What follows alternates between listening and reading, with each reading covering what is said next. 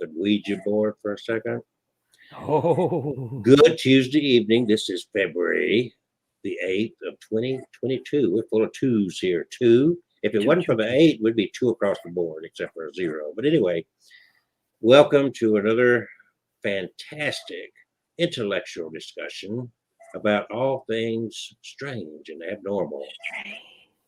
And we're going to have an interesting show tonight. We're talking about lake monsters. And of course, the first few minutes, 20 minutes or so, Kevin's going to talk to Macy, the haunted doll, with his app for speaking to spirits. with my eye. And speaking to spirits, there's always this ongoing debate about the Ouija board. Oh, it'll open doors to evil, blah blah blah. And I have experimented with Ouija boards throughout my life. I've owned Ouija boards. I've got one now, had it forever. Not quite forever, because he found that forever goes back like 14 billion years. So I hadn't had it that long, according to Google. Was it 18 billion or 14 billion? 14 billion. 14 billion. Give or take a billion. Not had the Ouija board for 14 billion years. But I've done a lot of experiments with it. I've had absolutely zero success under my experiments. Now, there are tools that I've had success with. One is the pendulum, has been an awesome tool for me. And I think Kevin would vouch for that too. I think he's had pretty good success with the pendulum. But the Ouija board, and I want to share something with you because I'm not the only one that's like, let's see if this really works. So the first question you've got to ask is, do spirits care? Can a blind person talk to spirits? Would a spirit communicate with a blind person? What would hinder a spirit from communicating? Right? I would think they could. Yeah. Well, I would too. I mean, a spirit shouldn't care. So I'm going to share this little video here that I've done this before, and I ran across this video that does the same thing. So just pay attention. We're going to start this out. I want people to be at peace. I don't want you to live in fear. That's where I'm about right here. Kevin lives he's collected all these haunted items, and he don't live in fear. I don't think, Kevin, in all your collections and all the stuff you've been through, I don't think you've had a horrible, earth-shattering experience that just said, "Oh." And he's been doing this for quite a while. But let's take a moment here. Let me find. I hope I didn't lose this. Where is that? Did I lose it? Did you lose it? You lost it a long time ago. Here we go. I just got a lot more open here than I thought. Well,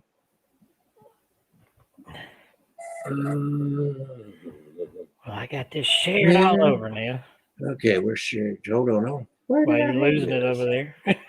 Where did I have it? Maybe I lost it. Oh, are you looking up there? Oh, wait a minute. There we go. Okay, now I just need to find the title of it.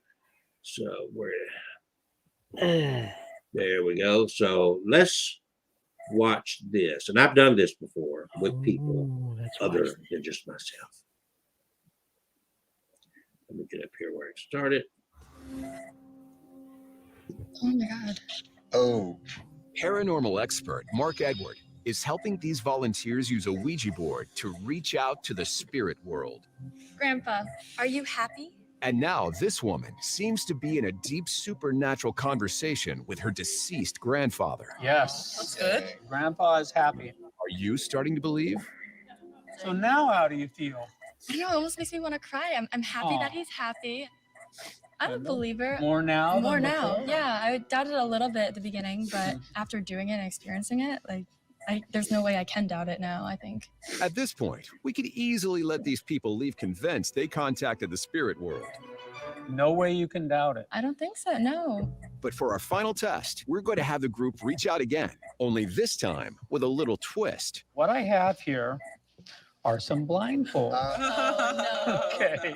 Surely blindfolding our participants won't make a difference to the spirits. Okay. Thank or will it? I'm going to place the planchette in the center of the table. Now is going to be the moment of truth. Spirits, can you speak to us? Are you there? Right there? Kendall's grandpa, show us that you're with us again. That's odd. Are the spirits drawing a blank? You know what year he died? Yes. Okay. What year did you die? Right there? Okay. Here's the second number. How do you think our new believers will react when they find out the spirits are having some technical difficulties? The third, one more number. Okay. You can take your blindfolds off. Now, what year did he pass away? 2010. So this should be conclusive evidence at this point. Now, the spirits did a fantastic job without the blindfolds, but with the blindfolds on, this is what I got when you went for the date from Grandpa, who was so clear before, right? Here's what you got. You got a J and a K, and you got 3 blanks that were on the middle of the wood. There was no numbers here, here, or here. She looks like she just saw a ghost. So what's going on here? Before, the spirits were answering their questions perfectly. Oh. Did they suddenly forget how to spell? And if everyone swears they aren't in control, I'm not moving it. then who or what is moving the dial? Okay. So I have experimented, and I just have had no success under reasonable conditions, with the Ouija board. Other devices, yes. I'm like Kevin when it comes to spirit boxes and whatnot. I've heard some phenomenal stuff. Can't 190% vouch for where it comes from or what it is, but Hollywood and whatnot has overkilled the Ouija board, and it's just not. It's not. The portal is the mind. At the end of the day, the portal is the mind. If you open your mind up to it, you can. In the world of exorcisms and whatnot, it's called a perfect possession. So a perfect possession is where someone wants the possession. So some of these eager beavers, in ghost hunting are so eager for that experience that they grab a hold of every little thing they can. And again, I think Kevin will vouch for this, that they just put out some really, like Zach Bagan and his crew. You got to be able to understand. So if you're really interested in the experience, and I've had experiences, but I tell you what, I would say 99%, 97% of the experiences I've had is when I wasn't looking for the experience. Wasn't even thinking about the experience. Bingo. And- I'm sorry if you're having an experience every time. It's not an experience, it's you. You're stretching it. But if you're afraid that you're going to let some evil entity into your life, into your space, this is the portal. That brain right there, that's where it's going to come in. It's not going to come in through some device. I'm going to use my telephone as to communicate with the spirits. Are you with me? Woo! Okay, spirits are here. All right. And that's not knocking. I'm not saying there's not spirits. People take me totally wrong. It's just like anything else. It's like just because I don't agree with a Ouija board and it's phenomenal or whatever, I'm not knocking the fact that there's something out there. But I really try to calm people down on this Ouija board thing because it's a Hollywood overhype. And then all the ghost hunters, ooh, you got a Ouija board? Oh, no. And like, calm down. How long have you had that REM pod? Well, since Halloween weekend, so Show everybody the REM pod. 3, real quick. 4. Oh, look at this REM pod. What is this REM pod decorated with? It's got a Ouija design. So how many evil spirits have you let in your home since you got that skull? Ouija board? None that I know of. Okay. See, Kevin's still the only evil entity in his presence. And he's also he's also Pentecostal talking in tongues. So anyway, go ahead, Kevin. I didn't say Okay. anything. Oh, I thought you were okay. So now I'm gonna back up here because we're gonna do our opening. I just wanted to get that out of the way. It's just something I thought of, and I want to present that. Fear is a horrible thing to live with.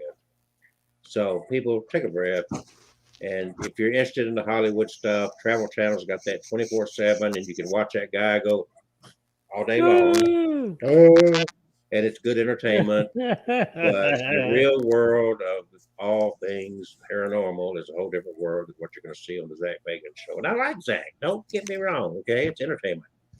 I've actually never seen a full episode of Zach, but Well, I saw him when it first came out. He'd run around the country, and they would get locked in these places all night. I don't know what they do now. I think they still kind of do the same thing, but Yeah. I haven't seen a new. Well, I guess they're on Discovery Plus now. I don't even think they're on the regular TV. I've got Well, Discovery they're Plus. I just on the- haven't looked at it. It may be reruns, but they're on the Travel Channel too. But the show Yeah. I like on the Travel Channel is the one with Ozzy Yeah, and his Ozzy. wife, and their son is interviewing them and showing them clips of what do you think about this? Was this Bigfoot? Or And was it a everything ghost? to him is a what do they call it? Ball lightning. Yeah, It's a ball lightning. the ball lightning. It's double exposure. I must admit, I own a television, but I do not turn my television on. There you go. All Um, right. But what kills me is the ghost shows that I have seen, and I laugh my ass off at them. They try to taunt the spirit. Oh, that was Zach. That was Zach. Is that Yeah. Zach? Okay. That was the original Zach right there. I think he's calmed down a little bit, but used to he would come out, you weak ass mothers.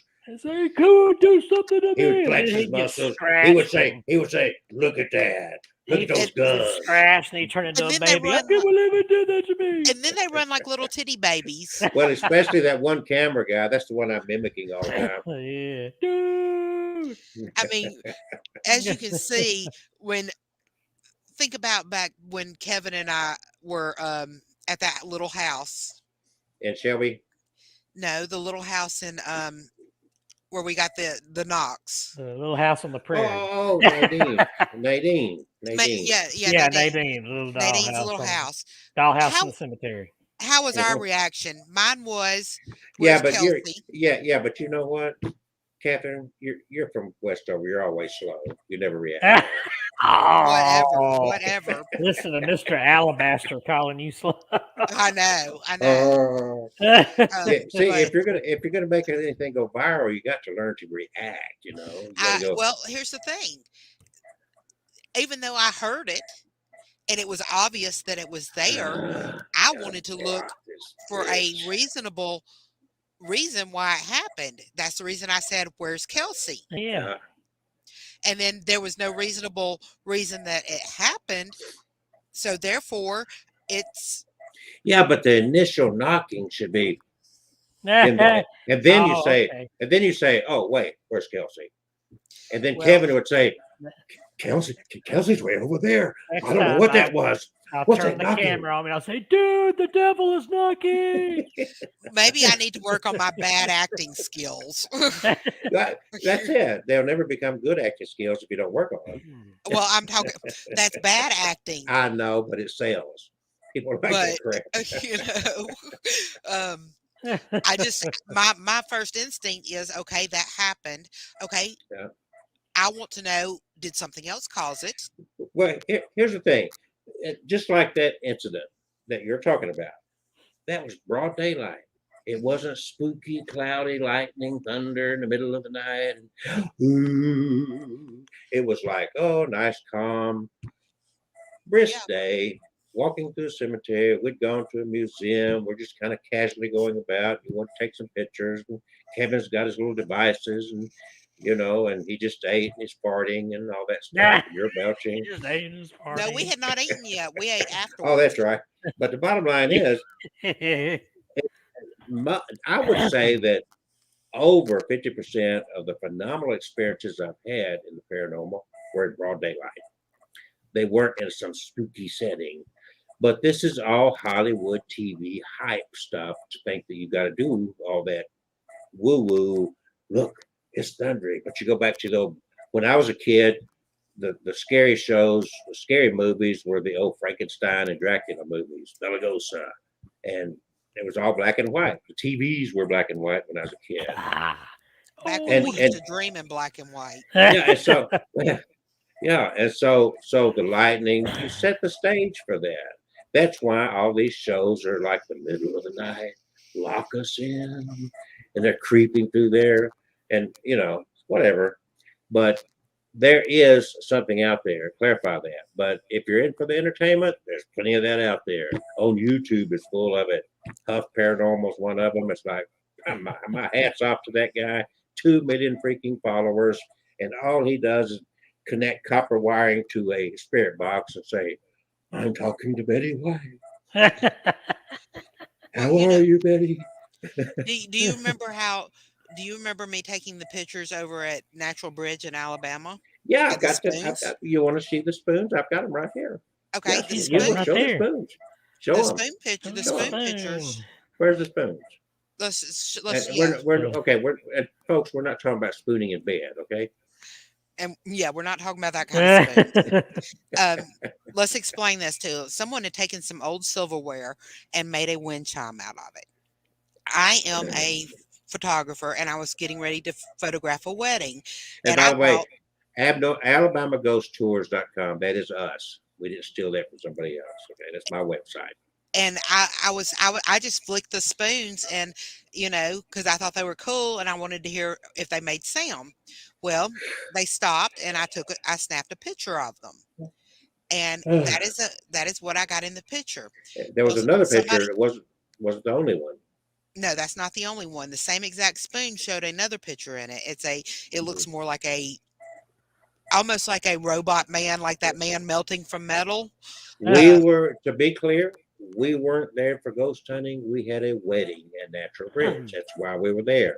As normal, we got there a little bit earlier than the couple did, and they've got a little shack where you show up, and they got a little gift shop and snacks, and we were just kind of hanging around there waiting for the couple to show up to get them married.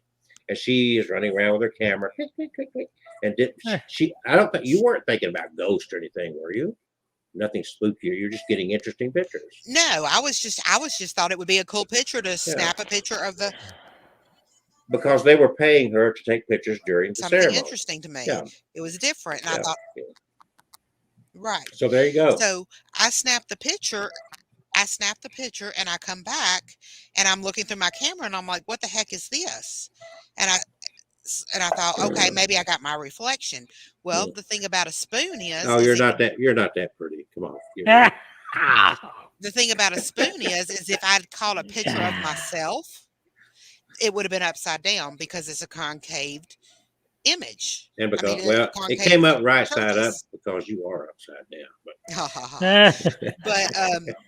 But He's of course it looks nothing like me. But then the second picture, when I took the second picture, after I saw the first picture, there was another face in it, and it was a Catherine, different face. Catherine, Yes, it doesn't look like your exterior, but it's revealing your soul. yeah, that's what it is. My witchy, bitchy soul. But that is real. I was with her. I was inside chatting it up with the girl that worked behind a counter. Lady wasn't a girl. And when she came in and showed that picture, that girl was ready to lock up and leave. Oh yeah, I mean they were removed. They were going to throw them away. But you know what? Do you know what a wind chime is used for? Yeah, scare away spirits. It's to scare away spirits, but I think this wind chime actually captured spirits. Well, those bottle trees are to capture spirits. A lot of people don't realize that. It is 18 after the hour. Oh, Kevin has not talked to Macy yet, but there's a little background on all that, and we all concur that you concur. that all this Hollywood stuff is fine. It's entertainment, but that's not the real world of dealing with the paranormal. Ooh. So let's see if Macy has anything to share with us. Anything else you want to say, Catherine? Okay. Cat? No, I'm good. No, you're not good. She's You're not good, but good. okay. So here is Macy. And have we ever talked to Macy before? I think I had her over there at that office one time. Okay. She's got a little Goldilocks look to her. Yeah. So I'm going to back off and let you have full screen with this girl. Oh, there's another one of those nasty comments from Love Face on there. Ah, we're getting some nasty comments on the. Alrighty. I'm going to go ahead and start up this spirit box session. Did you guys remove And that? I thought he was removing it. Let me go on there and block user. There we go. That got rid of it. Thank you. Okay. Now, yeah, he already blocked one and it came up again somehow. All right. So we got the REM pod. And I already talked to Macy before I even logged in here. And she set this thing off, Catherine, before I even logged into the studio. Oh, really? She Awesome. hasn't set it off since, but I think she likes the cat ball. There it goes. That's what it looks like when it lights up there, everybody. But that's I me like your doing Indian that. blanket So, there. oh yeah, the Indian blanket. I think I got that at one of those powwows. I got one So. over here. I'm underneath right now. They're so warm. And don't forget, folks, do stick around because we're going to talk about lake monsters. Lake and monsters. Also, you may not realize it, but there's even said to be some mermaids in some of these here lakes. Yes. Oh. So let me go ahead and start up I'm going to do the necrophonic. I think Macy kind of likes that. And I'm going to hold it up here. Hi, Macy. Hi, Macy. Hey, Macy, is that you saying hey?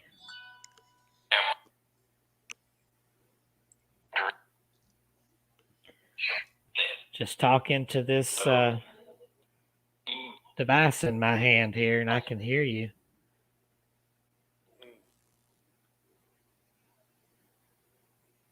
Oh, it went quiet. Oh, there it goes.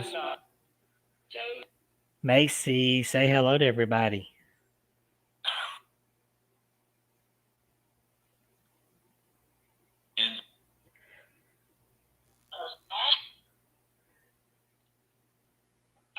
I should have told her story again. She was the victim of an abusive, drunken father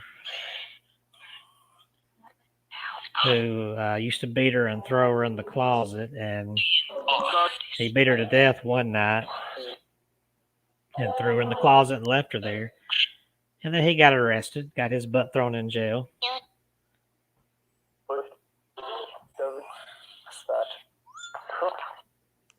So she's the reason I leave a night light on every night near her doll because she doesn't like the dark.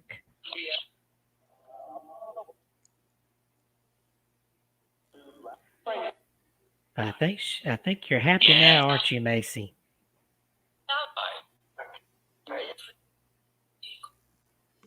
Hey, Macy, will you light up that ball for me?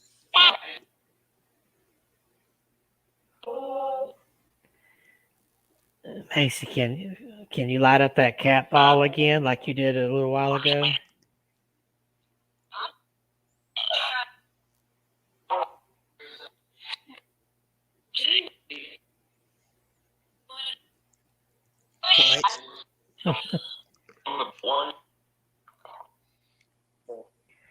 Or if you want to, you can touch this metal thing sticking up in the air and make the face on this guy light up like that.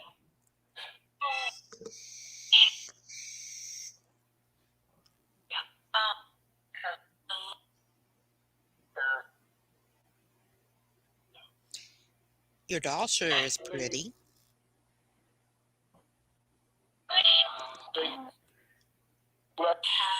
Does your doll look like you, Macy?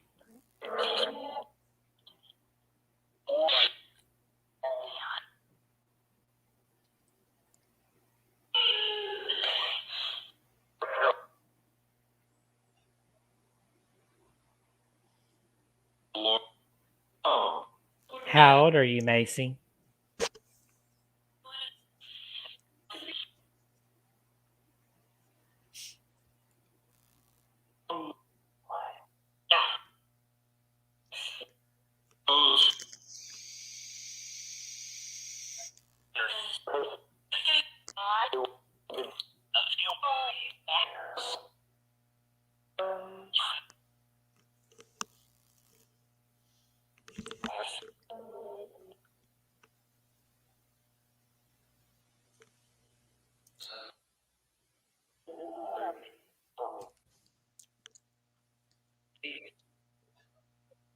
Hello, Macy. Are you still here with me? Yeah. Is there anything you want to say to us?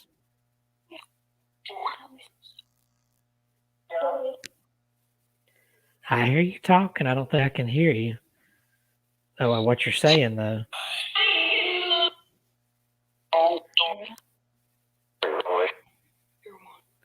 Is that is your is that mean daddy still around?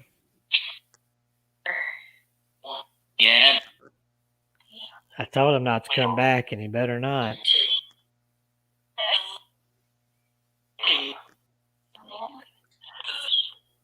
He came through the spirit box one night when I was doing a spirit box with her, and I told him, get the hell out. Well, he doesn't need to be around her. No. Are you okay, Macy? Yeah. Don't be scared, Macy. If you'll light up that ball, I'd greatly appreciate it. I've always wanted to see that ball lit up by a spirit.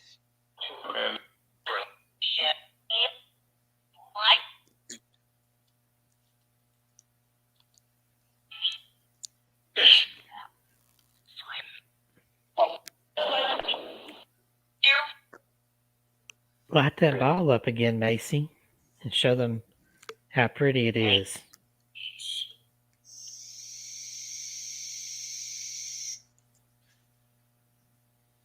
I got to get me one of them balls. There's those comments again, that love face thing popping up on. How are they getting in here and doing that? We keep blocking them. Go in here and block them. There we go.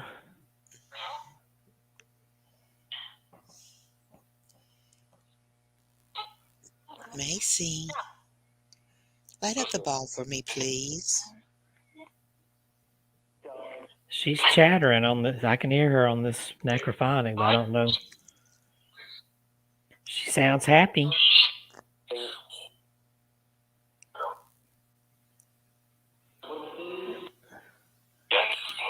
Macy, do you like that I still leave the night light on for you every night?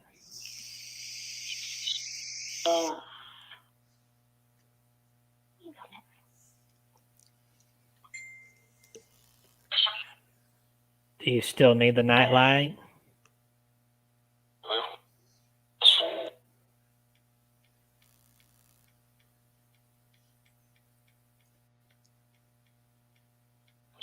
You told me one time before that you came from Adamsville.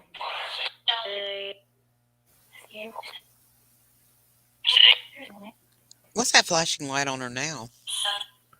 Oh, I don't know. I didn't see. It's not the ball. It might be. It might just be the camera. Macy, my daddy lives in Adamsville. So that's where I grew up, was Adamsville. I like it up there. And I'd heard a story when I was a kid about a little girl that had been abused. So I guess that's who. I guess Macy is her.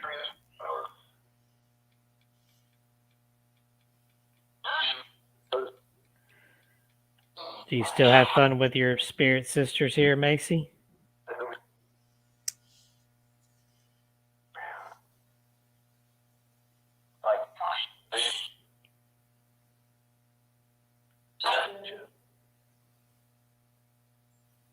Do you like this house better than our old house?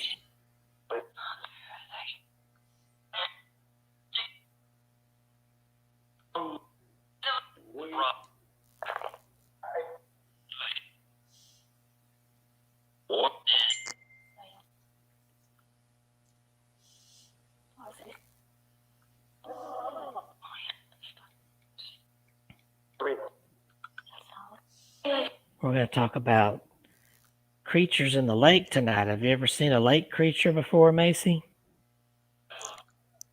I bet you she knows what a mermaid is. All little girls love mermaids. Do you know what a mermaid is, Macy?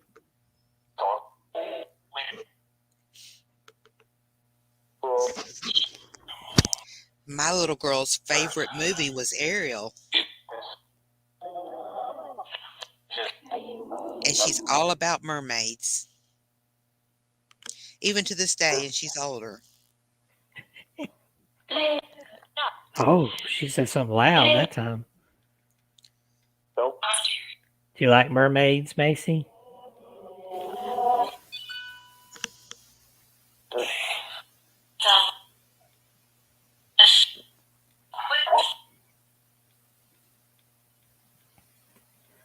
We're going to talk about some tonight. You get to stay here with me and listen in.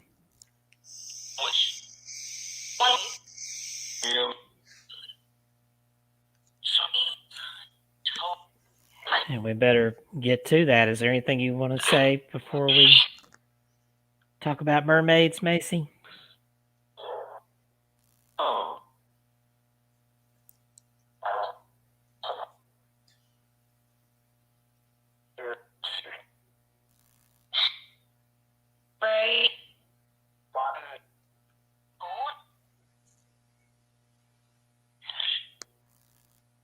Anything you want us to know?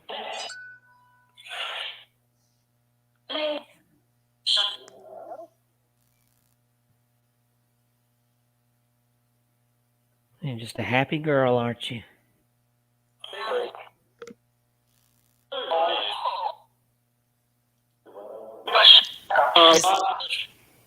Does Kevin take good care of you, Macy?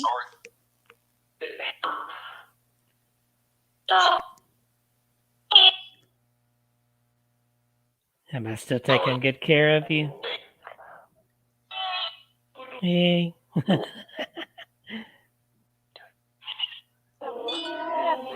I still love my Macy.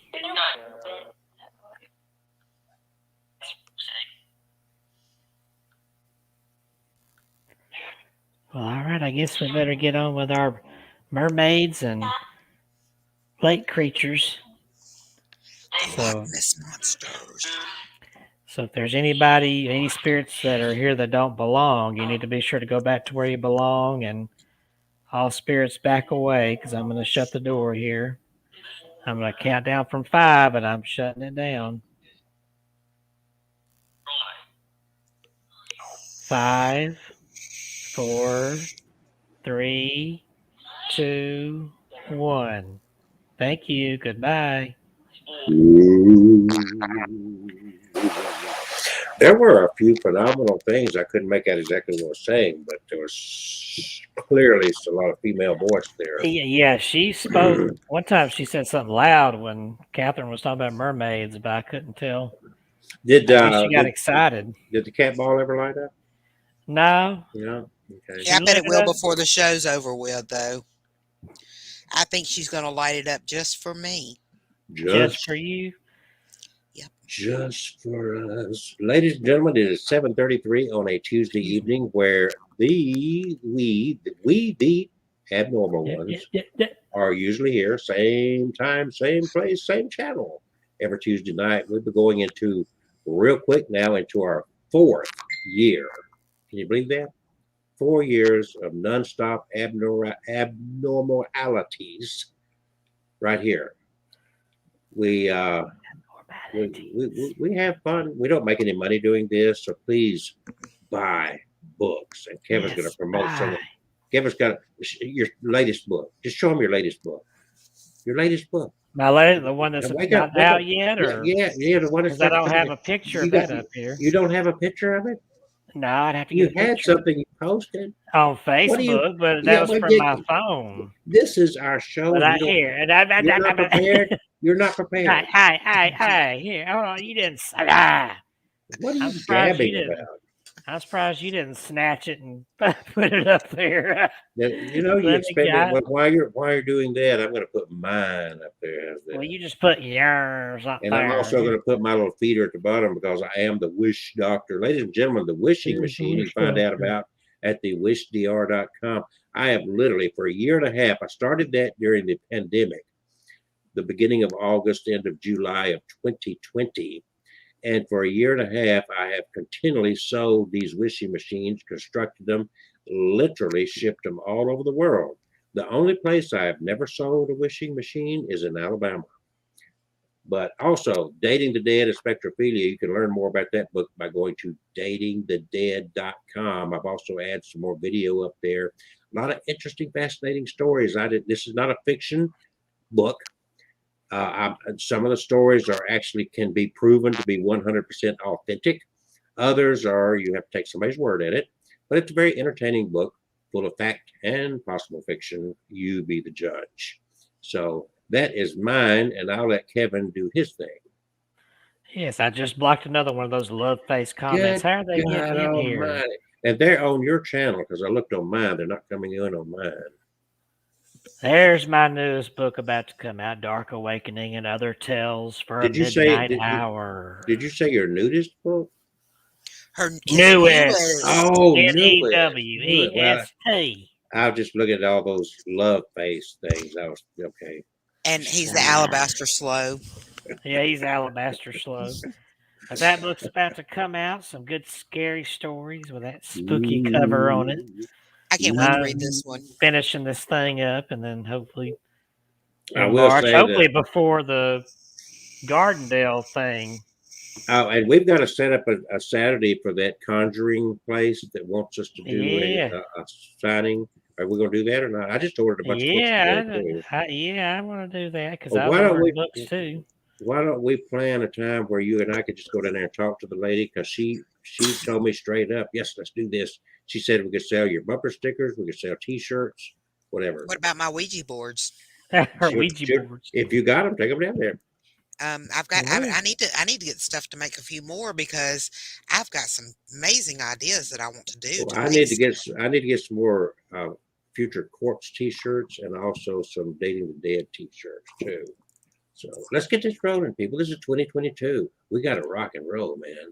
22. Rock and roll. So now let's segue into the lake monsters. And let's see. I want to start that out with a video that's going to tie into a local. And then I've got a local. Yeah. I've got a local story of a lake monster not far from where I live, and so does Kevin. Yes. But since I've got a video that I did back in 2020, and it was a perfect place to go during the pandemic because there was no one there except for lake monsters. Let's take a tour of this place. I won't make you all the way through it, but just kind of give you a feel of this place where there is said to be, where am I finding? Said to be a lake monster. Let me get this set up. Said to be. And so let's see, share. I'm not talking about share Bono. Shares and I got you, babe. The flute is back. Here we go.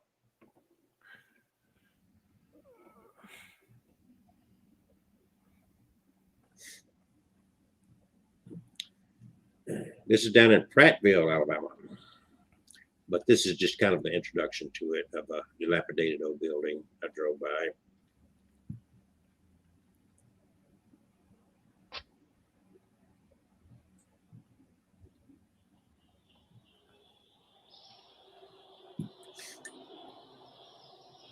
Oh. There is it again. Look at that. Again, two more. Two more. All those stupid comments. God. You must have blocked one same time I blocked one. Oh no, I think Okay, it's blocked. you took care of all of them when you did the one block.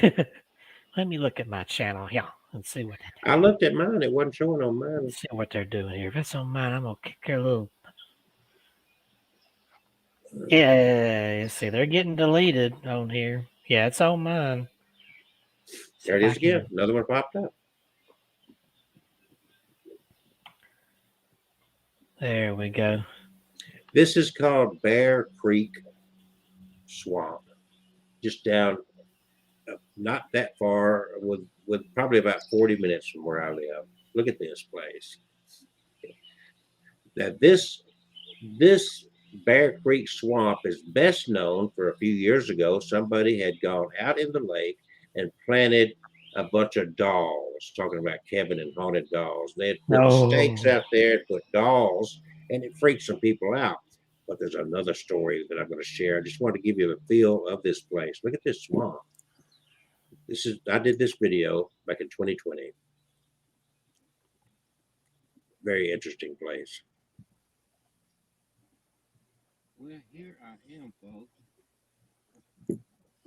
Bear Creek Swamp.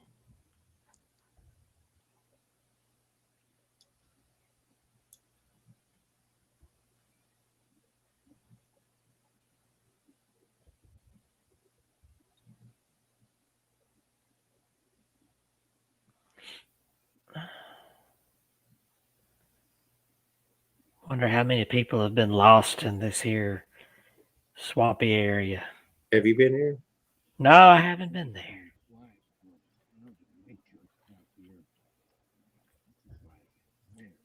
It was very hot that day when I filmed this.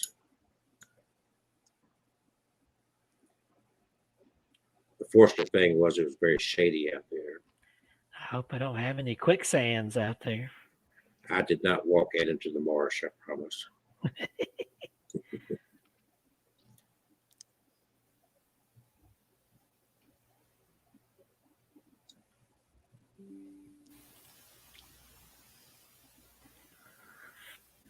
Ah, those Danny? comments.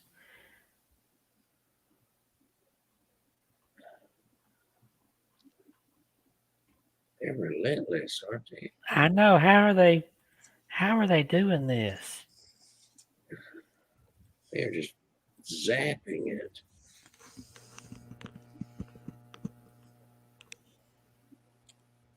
So this is the area where the story goes that the lady, I guess, lost her baby. So if you stand out here and you repeat 3 times, God, there's 50 million of them up here. I have your baby, I know. I have your baby, I have your baby. I guess you're supposed to upset the old girl. God, they're way up there. There's 5 billion of them. They trying to sell their love face. Eh, All I know is every time I block, a new one comes up. and I blocked them on my channel too, so I don't know how they're doing this. And I reported it to YouTube, which I don't know what good that's going to do. Right weather, the right time of day. But it's coming on your channel, isn't it? Yeah, but I blocked them. Now it's not. I don't see any new comments on my channel, but somehow they're coming up here. I don't know what's going on. They're not on your channel now, are they? No, well, let me go look.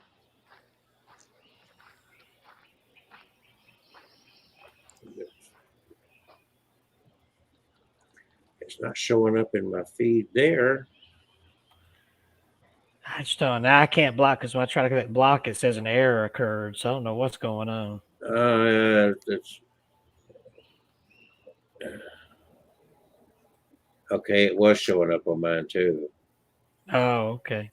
but it shows deleted. They were doing it both places. It says I deleted the message. Deleted. There's, okay, there's a new one. Oh, there's a bunch more here. God, a couple more. I hit it. Okay. Yeah, I clicked to put them in timeout. I did. I tried both. I got 2. Okay, let's go back to our show. All right, folks. So there is, and I did a lot of filming there. It's a big swamp area. The road I was on goes down the center, and it's on both sides of the road. I just simply parked and took a walk. And the latter part of this, I actually took a stroll down through there. But I wanted to give you these little bit. So the spooky part of it had to do with you're supposed to be able to go out there and stand out there and say, "I've got your baby, I've got your baby, I've got your baby," like the looking in the mirror. Let's see, Yeah. what's it? Same thing. But I can tell this story while that film is showing. It's called Bear Creek. I can't talk. Bear Creek Swamp. It's located just outside of Montgomery and Prattville. It is probably one of the oldest untouched parts of Alabama. The Alabama Indians, who lived in Autauga County, are among the oldest tribes in Alabama, settling in the area since archaic times. Legends from the native people here speak of the strange creatures that lived in the swamp and of the spirits that haunt it. Over the years, more unusual sightings from the location have compiled a proverbial paranormal smorgasbord. Strange lights are said to be the spirits of elementals in the forest. They're the most common report, but other eyewitnesses say a shrieking woman in white roams the swamp looking for her lost child. The legend says that if you park your car in the depths of the swamp and stand outside and announce that you have the woman's child, that's what I said. You heard me say it while I was out there. I have your baby. I have your baby. And announce that you have the woman's child, she will appear and mercilessly pursue you. Well, I can't even get a real woman. I can't even get a real woman to pursue me. A stranger's story comes from interviews I conducted with local hunters who claim to have seen a cryptid beast and heard the wood knocking of the creature they believe to be Bigfoot. The creature has been seen on more than one occasion. It's described as 8 to 10 feet tall and has a dense brown and black toned hair covering its entire body. The most obvious feature of the beast is its horrific smell, reportedly similar to that of rotten eggs. Prattville's always had a very distinct smell. But if that is what reeks in Prattville, I bet the place is crawling with swamp creatures. So there's the story, and there is the view of Swamp Creek as recorded by yours truly. And we will now move on. Yeah. Is it time to move on to me? We are back to Kevin. I told my lake monster story. So, Georgia Ghost Hunter joined us. So, hello to Georgia Ghost Hunter. Hey, Georgia. He Hello. was asking about orbs on there. I don't know. What, did he see some orbs? Georgia, did you see some orbs in my video? He might have seen some orbs. He said he watched something earlier, and there were 2 orbs on each other. Oh, Could have been 2 bugs. Well, I think that Kevin and I probably agree on orbs. That I would say 99.999% of orbs is like insects or dust particles. I'm not convinced of orbs at all. Years ago, at a little country abandoned church with a graveyard next to it, I caught 2 different orbs out there of a distinct color, red and blue or something like that. Those were the closest thing that I've ever seen to an orb that I'd say might have been something. Yeah. But if that's the best that a spirit can do is an orb, then go ahead and do your Jesus on the toast thing. That's all I'm not convinced. I've seen some, like, you can obviously tell that some things are dust and are whatever floating up, but I've actually seen some that come across as something a little different. They have color to them, or they look like they have faces in them. I don't know. But majority of them, I think, are dust, especially when you're in these old places. And when you pick your feet up, you're or you touch something, you don't realize you've touched it because you've got your clothes on and it rubs up against something. There's dust everywhere in old places. Yeah. And I'm sorry, but if Kelsey's house is anything like my house, he don't dust either. Well, here's my story coming up next here. This big fella was captured in the not literally captured, but on camera he was captured. The White River Monster in Newport. Actually, not. Wait a minute. I got the wrong article up here. That's not the White River. Let's see here. Where did my article go? I know. Get the Black River up of there. I think that day. Well, that's the right picture there, though. But where's the article? I think Kelsey stole it. Here we go. I'm finding it now. Hush up. I think I'm finding it now. Dad, darn that Kelsey, he stole it. I'm a thief. I got all these Where the heck? Right here. I've got it right in my hand, right here. I stole it. Right here. Well, you better put it back. Put it back. That says Arkansas. That's not. Where's my? I'm not looking for Arkansas. Let me get. Like I said earlier in the show tonight, the portal to evil is in your head, and we're experiencing that with Kevin right now. Hold on now. Let's see. Because I know I had it up here. Here it is. Northport. Northport, Alabama. I found it now. That is the correct picture to go. Okay, let's identify for people. Northport is basically Tuscaloosa, so let's just get that out there. And that is a picture of whatever they saw out there. This photo, it said, this is a photo. It's not a video. It says this photo was taken in 1972 by the late Andrew Robertson, showing what he believed to be a friendly Loch Ness type monster in Northwood Lake. It's Northwood Lake, which is now a subdivision. Yeah, the rest of the story is that is a big plastic bag that somebody disposed of a dead body in. What? Oh, shut up. Let me tell my story here. Most believe this to be some sort of floating object. Thank you. But those in attendance on that late evening of August 8th, 1972, tell a different story. Those tales that you say right there. Tell story. Hey. Quote, I've seen her 3 times. The water gets really green. I didn't interrupt your story, yo. Yeah, but mine was real. How do you know this one's not real? Because I can look at the picture. Oh, shut up! Okay, let me keep telling the story. I'm the Ozzy Osbourne with a Southern accent. Okay. I've seen her 3 times. The water gets really green when she comes up for air or sun or whatever she comes up for. I really want people to know she's not a threat to humans, said Claude Ball before his passing years ago. I see that name alone.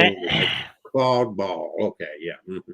Many legends exist of different Loch Ness monsters all across the globe, but most in Northport have never believed this photo or the story. Thank you. Up yours. So, quote, I don't know what I saw, but it was moving and everybody can decide for themselves. Thank you. Last week in the same lake around the exact same area of the lake, a photo was taken by a person who wishes to remain anonymous. I can understand why. Oh my God. The unnamed person says, I don't know what I saw, but it was moving and everybody can decide for themselves. I just did. I know what I saw was bigger than my paddleboard, and I was careful to take this pick and not fall off. The water seemed to turn more green as I carefully paddled to shore. By the time I got to shore and turned around, it was gone. I'm going to say an alligator gar. Some residents report claims of floating trees last week at Northwood's deep, dark, and mysterious lake. Most tend to think this could have been a Christmas tree. that someone did not secure very well to the bottom floor to help with fish habitat. Could this be a pile of debris floating on the same surface in the same pattern time and time again, separated by decades of time? Could this be a large creature living on Northwood Lake's bottom floor, surfacing for air or the sun? She's bigger than a canoe and moves real slow, said Claude Bell, who claims to have seen what he calls her in March 1972, March 1979, and then again while fishing in March of 1990. Each time he tells of Northwood Lake's waters turning very green before seeing the large aquatic being. The real, let's see. The real question is, what do you think lurks in the deep, dark 50-foot depths of those green waters of Northwood Lake in Northport, Alabama? Oh, Kelsey took himself off. I look at him laughing and talking. Yeah. But I mean, you know, there's some things that are very highly questionable, like, you know, but come on, that picture, first of all, you guys were not even alive in 1972. I was, and I know what kind of camera, I know the foolishness we did back then. I was like 17, 18 years old then. And you took your little Polaroid Instamatic cameras and you threw a plastic bag in the river and said, you went, well, you know what? That lady in white chasing people in your swamp, that's nothing but a freaking meth head. They didn't even have meth back then in India. Yeah, they did, you little bald-headed monkey. It was just probably something else. Okay, I got a story. Oh, you are a story. Go ahead. Okay, this is called The Lady in the Lake. Oh, I know that one. She's down in South Alabama. This is in Jefferson. No, this is in Jefferson County. Oh, that's the one over. Okay, Lake. Yeah, go ahead. All right. Most people who have lived in Jefferson County, Alabama for a while have heard of the ghost story about the Lady of the Lake at Bayview Bridge. Yes. The way the bridge was constructed causes tires to make strange noises when you cross it, and high school boys used to take their girlfriends across the bridge to scare them. The old bridge was replaced in 1977, but many say that the area still remains haunted. There are many stories about the identity of the Lady of the Lake, but the following stories were often repeated. The first is that the ghost is supposed to be the lady that lived in Edgewater back in the early 1940s that had hired a lady in Bayview to make her wedding dress. It was before everyone had cars and people still walked most everywhere they went. It's stated that the girl had gone to her final fitting and was on her way back home with her dress when she was attacked by a pack of wild dogs and killed. Another version states that the girl ran away from her wedding when she crossed the bridge and her car ran off the bridge. And a third version states that she crashed through the guardrail on the night of her wedding and she is looking for her groom. Another story is that a mother and her child were crossing the bridge in their car and it crashed into the creek, and the mother survived, but the child did not, and the mother haunts the bridge looking for her child. Once a man reported a new car suddenly stopped on the bridge and he saw strange misty figures on the bridge. Handprints on the windshields were often reported by people. So that's the Lady of the Lake. It's an alligator gar. It's an alligator gar. I'm sorry, but I think the thing in the lake's usually an alligator gar. But now see, he wants to talk about me. Oh, wait till his next story starts up. I'm gonna butcher him. I'm through. Love Taste XYZ. I'm not again. I'm so depressed.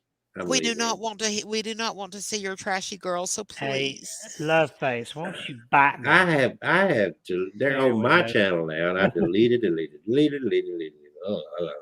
I blocked them. I hid them from my channel. I can do more when I go directly to my YouTube channel than I can from within. I mean, check mine and make sure it ain't coming up. View deleted. And I said, hide user on this channel. Hide user on this. I don't know how they're doing this. I don't know either. They shouldn't be able to. Well, I'm gonna bot it in a minute. It's nothing but a bot doing So, it. You really can't stop them. Just Yeah, nobody click on the link, please. should that I would not be dare a. to should I dare to share the next story, or am I going to get butchered again on the butchering Well, block? I think it's come back around to me now, hasn't it? Oh, okay. Well, I thought you were Or, busy or, getting or, rid of. or have I been put in timeout? I thought you were busy. Well, you got a busy. picture of this, but I'm going to tell a story. You could put your picture up there about the legend of the Bear Lake Monster. Yeah, that's the where'd that thing go? There it is. So the Indians, and I don't. First of all, I don't like the term Native American or Indian. I'm going to explain why. First of all, they were not Indian. We called them Indian because the explorers thought they had landed in India. So that's a misnomer. And they He were not called them native. Indians. There was no America, so they were not Native Americans. They were indigenous. So the indigenous have a tradition concerning a strange serpent-like creature inhabiting the waters of Bear Lake, which they say carried off some of their braves many, many moons ago. Just Since trash bag. then, they will not sleep close to the lake, neither will they swim in it, nor let their squaws and papooses bathe in it. Now, it seems this water devil, as the Indians called it, has again made an appearance in recent Lies. times. A number of our white settlers declare they have seen it with their own eyes. The Bear Lake Monster, they now call it, is causing a great deal of excitement up here. S.M. Johnson at South Eden was riding along near the lake the other day when he saw something a number of yards in the lake, which he thought was the body of a man, just like one in Northport. He waited for the waves to wash it in, but to his surprise, found the water washed over it without causing it to move. Then he saw it had a head and a neck like some sort of strange animal. It was Kelsey swimming. That's it. On each side of the head were ears, just like me, or bunches the size of a pint cup. He concluded the body must be touching the bottom of the lake. By this time, however, Johnson seems to have been leaving the place so rapidly he failed to observe any other details. Well, the very next day, 3 women and a man saw a monstrous animal in the lake near the same place, but this time it was swimming at an incredible speed. According to their statement, it was moving faster than a horse could run. On Sunday last, N.C. Davis and Alan Davis of St. Charles, Thomas Slight and James Collings of Paris, with 6 women, were returning from Fish Haven when, about midway from the latter place to St. Charles, their attention was suddenly attracted to a peculiar motion of waves on the water about 3 miles distant. The lake was not rough, only a little disturbed by the wind. Mr. Slate weighs he distinctly saw the sides of a very large animal that he would suppose to be not less than 90 feet in length. Mr. Davis doesn't think he was any part of the body, but is positive it must have been less than 40 feet in length, judging by the waves it rolled on up on both sides of it as it swam, the wave it left in the rear. It was going south, and all agreed it swam with a speed almost incredible to their senses. Mr. Davis says he never saw a locomotive travel faster and thinks it made a mile a minute. In a few minutes after the discovery of the first, a second followed in its wake, but seemed much smaller, appearing to Mr. Slate about the size of a horse. A larger one followed this, and so on until, before disappearing, made a sudden turn to the west, a short distance, then back to its former track.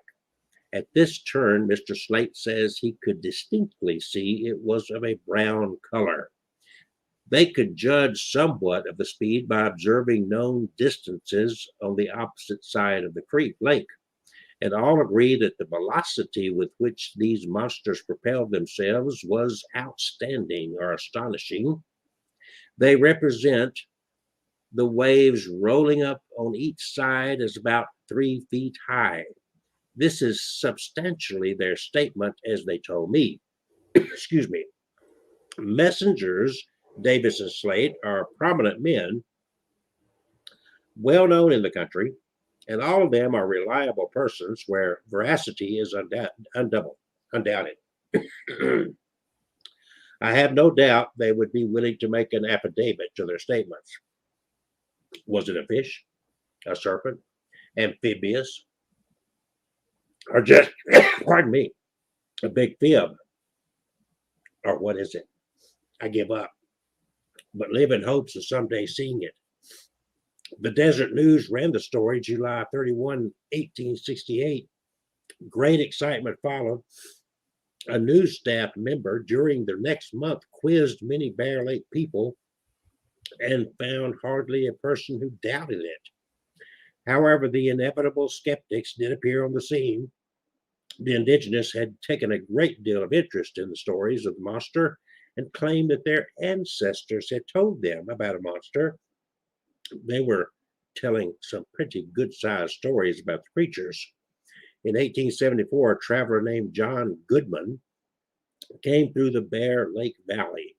He described an indigenous legend about two lovers whom, upon being pursued by some of their fellow tribesmen, plunged into the lake and were charged by the Great Spirit into two large serpents. They became, however, of course, that is just a legend. The description of the monster was the following: a creature with a brown colored body, somewhat bigger in circumference than a man, anywhere from 40 to 200 feet long. Its head was shaped like a walrus without tusk or like an alligator's, and the eyes were very large and about a foot apart. It had ears like bunches, about the size of a pint cup. It had an unknown number of legs, approximately 18 inches long, and it was awkward on land, but swam with a serpent-like motion at a speed of at least 60 miles an hour. No one ever described the back part of the animal, since the head and the forepart was all that was ever seen. The rest was always underwater. Make believe? No one knows for sure. Hello. End of story.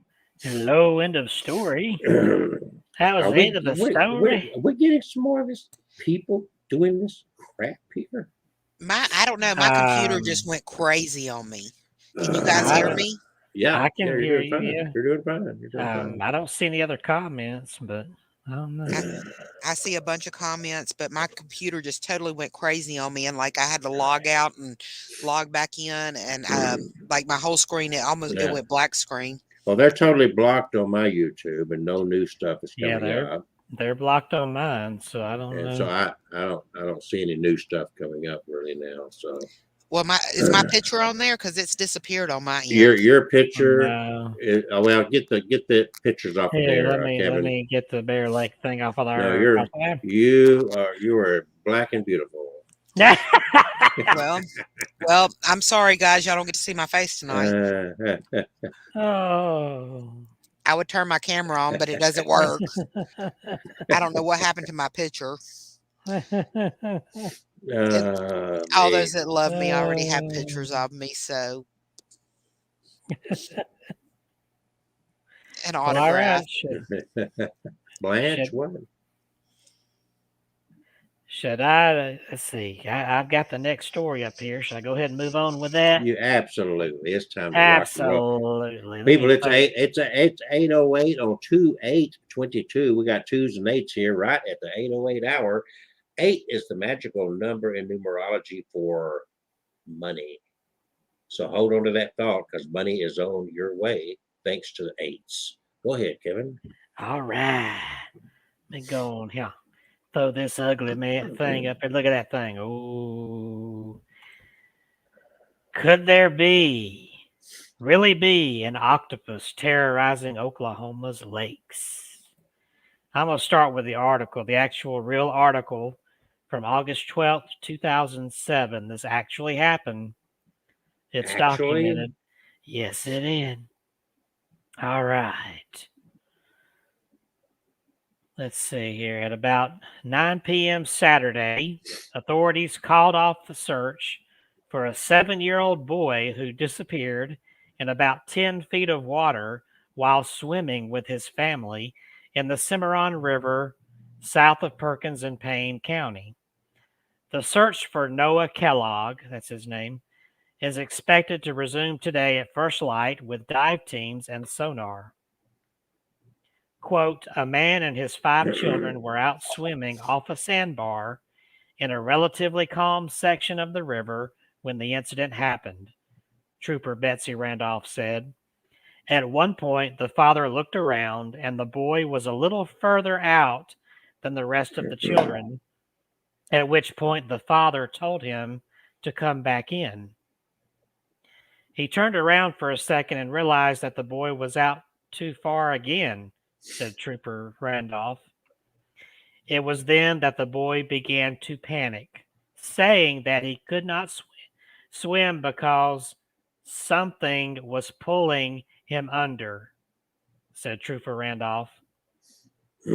We don't know that there's any undercurrent or undertow in this part of the river, but what we do know is that he started fighting, and when he went under, he never resurfaced.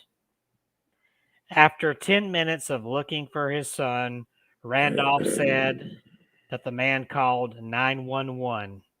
Several area responders made their way to the scene where the search continued with boats, helicopters, and divers until after dark.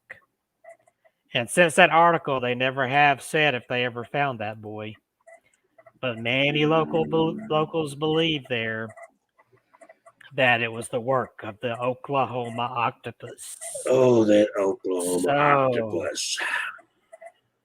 as the rate of unexplained drowning deaths has reportedly crept up in Oklahoma's placid lakes, some observers have turned to an unusual explanation: a freshwater octopus.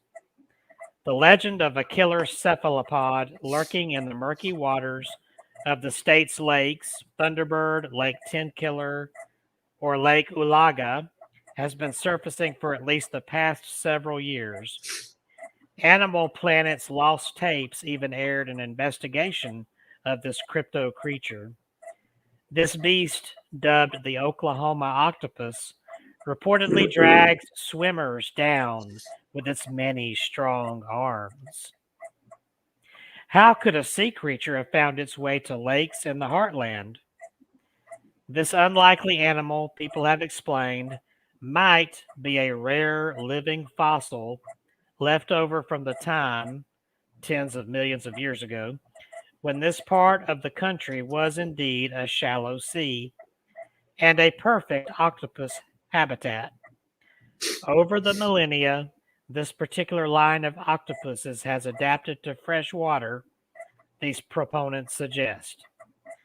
The octopus is a marvel of adaptation, thanks in large part to its short generation time, just months to a year, and its thousands upon thousands of offspring. In its hundreds of millions of years on this planet, the octopus has managed to populate just about every corner, crevice, and water column of the seas, from the warm shallows of the tropics to the deep frigid waters off the coast of Antarctica. It can even occasionally walk on land for short periods of time. Could the octopus conceivably adapt to fresh water as well? Bolstering the case for the Oklahoma octopus, some species of this animal are found in the brackish mouths of large rivers. But this theory has some big holes. First, a shift to entirely fresh water would require some extreme changes in physiology, including the basic ion transport in their cells. No cephalopod has been known to make this whole transition. Second, most of Oklahoma's lakes, including those in question, were constructed in the mid 20th century as engineering projects by damming up local rivers. And a river octopus would have to have adapted to fresh water at some point, and at some point made its way up the Mississippi and subsequent smaller rivers, swimming upstream and navigating numerous dams. Unlike even Bigfoot, Chupacabra, and the Loch Ness Monster, the Oklahoma octopus has granted no photographic clues, no matter how blurry or improbable.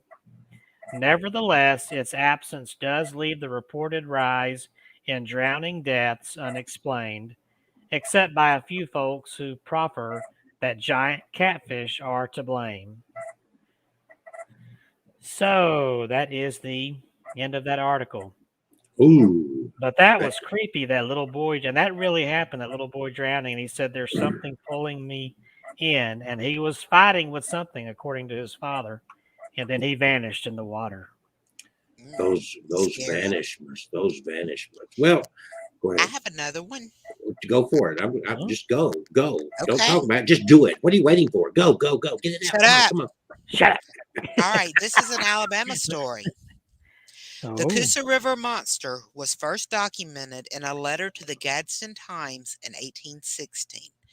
The letter stated that a number of St. Clair County settlers near Ten Islands, Alabama, had killed a sea monster that was sick and found half on shore and half in the water.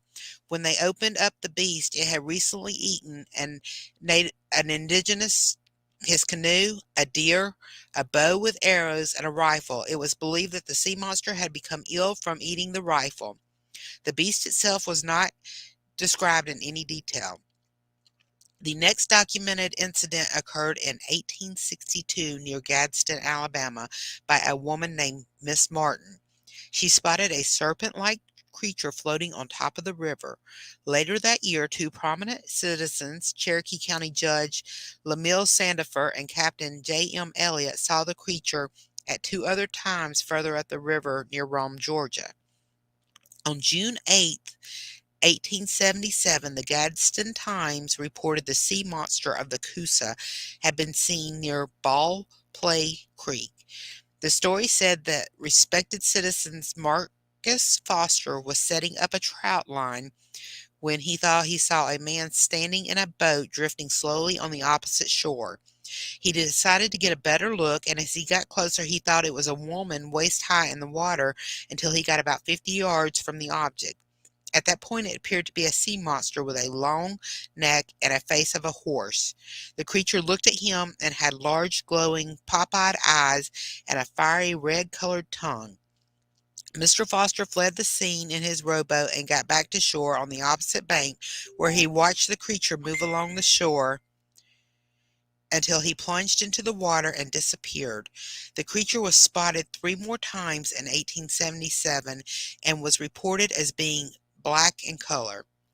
In June of 1882, a Gadsden Times reporter was in a rowboat on the water about a mile and a half above Broad Street Wharf when the water near him began to bubble up and a large black mass came to the surface.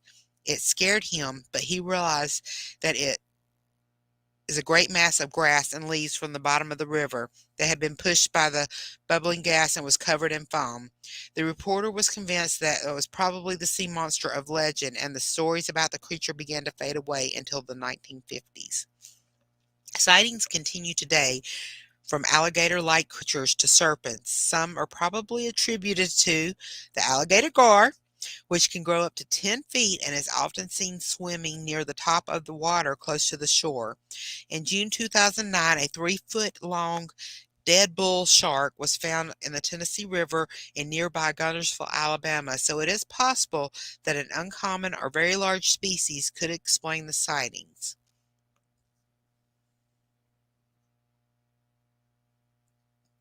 You there, Kevin?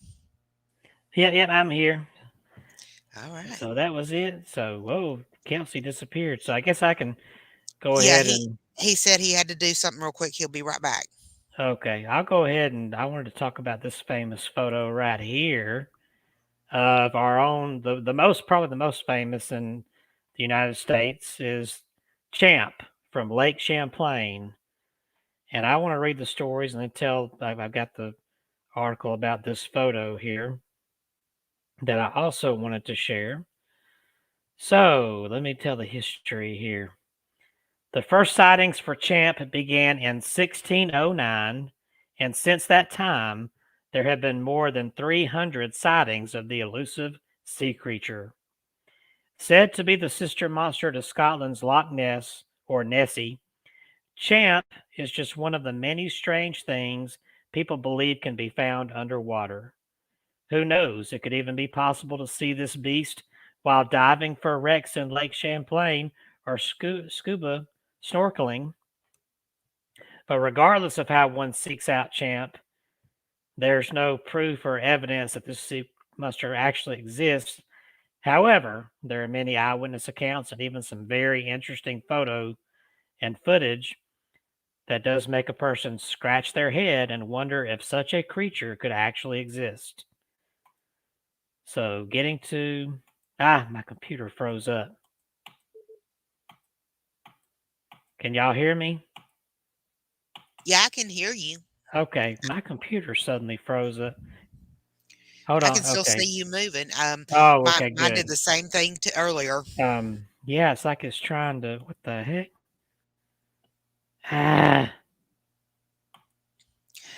It's not letting me scroll or anything. It's just frozen. Let me try something here right quick. I'm afraid I'm gonna cut myself off of here though. Well, if you do, it'll just be me. Up, up, up, up, up. Okay, here we go. All right, you can still hear me, right? I can still hear you. Okay, good. There we go. I got it unfrozen. All right. So Samuel de Champlain, who the lake is named after, and by the way, this is one of the three Great Lakes up in the northern part of our country here. Samuel de Champlain, a French cartographer and also the founder of Quebec, is said to be the first to ever see Champ. The reason this is interesting is that due to his job as a cartographer, he would not have been familiar with new landscapes and exploring new territories, thus making his credibility even more believable. According to his account, Champ was roughly 20 feet long and described as a serpent that was thick as a barrel with a head like a horse. Granted, this description is somewhat terrifying considering the fact that nothing quite like this has ever truly been seen before. The fact that a person can see from one side of the lake to the other from either Vermont or upstate New York, the thought that there could be an animal of such great lengths is tremendous. Whether or not this was accurate remains to be seen. Champlain did, however, include additional notes about the sheer size of the fish he had witnessed in the lake's depths, which could also be in part what fueled his legend. Interestingly, the sightings continued for hundreds of years. In 1819, there's an issue of the Plattsburgh Republican that tells about the account of one Captain Crumb, who was said to have seen a 187-foot creature swimming in the lake's waters. According to his very descriptive account, the serpentine monster followed him even as he tried to evade it. He also added that it appeared to have the eyes the color of peeled onions, 3 teeth, and a belt of red around its neck. Many decades later, in 1883, Sheriff Nathan H. Mooney claimed to have seen a similar creature that was almost 30 feet in length, and according to him, the creature had white spots on the inside of its mouth. After his report, many more soon stepped up to detail their own Champ encounters. And then we have this photo here that was taken, I guess, 40, 50 years ago. Let me pull up my screen again where I had it before, whatever that was, not my computer crazy, because I have an article just on this one. All right, here we go. Just going to talk about the lady who took this photo. All right, let me get rid of these ads here. These stupid ads. All right, here we go. Sandra Mancy lived in Bristol, Vermont, up a long driveway from the 2-lane road. Wait, let me skip all this stuff. I'm just going to get to where she talks about the taking the picture. All right. Here we go. This is the account from Sandy who took this picture. On that summer day in 1977, she was showing Anthony Mancy, her then fiance and co-worker at General Dynamics in Groton, Connecticut, her Vermont roots. Her 2 children from a previous marriage were with them. We started off on St. Albans Bay with my children, Heidi and Larry, and we were just exploring, she explains. We meandered north, and then the kids started fighting over who was breathing whose air. I know about that. We were on a dirt road, and we pulled over and walked across a field and then down an embankment. It was around noon. The kids took their shoes off and waded in. We were sitting there by the water, and Anthony decided to get the camera. So he went back to the car, and I was sitting down the embankment. I was looking out at the lake, and I could see a turbulence, like how a school of fish look. I went, wow, that's a big school of fish. Wouldn't my grandfather like to look at this? Then, pretty soon, the head and the neck broke the surface, and I thought, whoa, that's one heck of a sturgeon. I knew what a sturgeon was. They're absolutely huge, but they're not that big. And then the head came up, and then the neck came up, and then I could see the back. And then Anthony came to the top of the embankment and saw it, and he was screaming for the kids to get out of the water. They got out, and he got them back in the car. The whole time I was thinking, what is that? Anthony came to the edge to help me up, and he handed me the camera so he could pull me back up the bank. I was on my knees getting up, and I picked the camera up and looked over its back, and I took the picture. And Anthony was like, come on, come on. I said, wait, wait. And then we watched it. It never gave any indication it knew we were there. I watched it maybe 5 minutes. You could see the water coming off its back. Then the back went down, the neck went down, the head went down, and only then was I caught up in a panic. I heard a boat way off in the distance. He knew a boat was coming. I wasn't afraid. It was more of, oh my God. When I was little, my grandfather would tell us that if we did not sit down in the boat, he'd throw us in the lake and Champ would get us. But nobody believed it. Now my mind says this must be Champ. But being a Vermonter, my mind also said there must be a reasonable explanation for this. There has to be. This doesn't happen to people like me. We got in the car and it was like, okay, what just happened? What did we see? And my children were like, Mom, what was that? I said, I don't know. My son said, I know. It was a 2,000-pound duck. Anthony said we should tell someone. And I said, who are we going to tell? Are you going to go to a state trooper and say we just saw something in the lake? Manzi says there have been doubters ever since because she has never been able to say with certainty where she took the photo. I know we were north of St. Albans, she recalls. It was very rural, and I'm not sure where we were. I know I was on the Vermont side close to Mizziquoi Bay. But all she has is a single frame, no negative, no roll of continuous shots. You know what, she says, and her voice rises just a bit. People say, why didn't you take more? It wasn't a conscious thing, and I've never kept negatives. What good are negatives? I never had any use for them. We just sent it to the photo mat. I mean, that's how insignificant we thought it was, and I would not even have thought about saving it. And let me see. Okay, her photo and her story made its way to cryptozoology experts, people who study hidden animals, including Joseph Zarnisky, who would later write the book Champ Beyond the Legend, but whose mission at the time was to persuade Vermont and New York to pass protective legislation against anyone harming the mysterious lake creature. It was only a matter of time before the media pounced.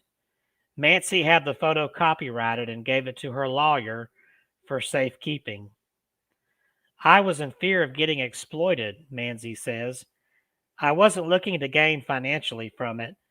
National Enquirer offered a lot of money, and I said no. I wanted to keep its integrity. I wanted credibility.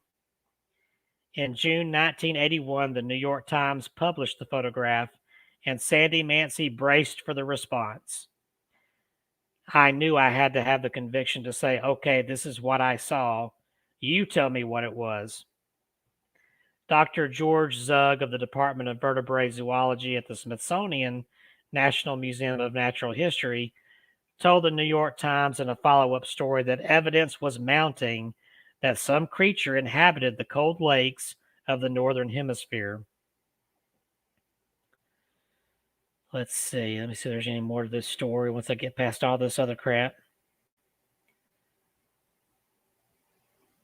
So, according to Manzi, I don't even have the photo hanging in my house. I'm not emotionally attached to it.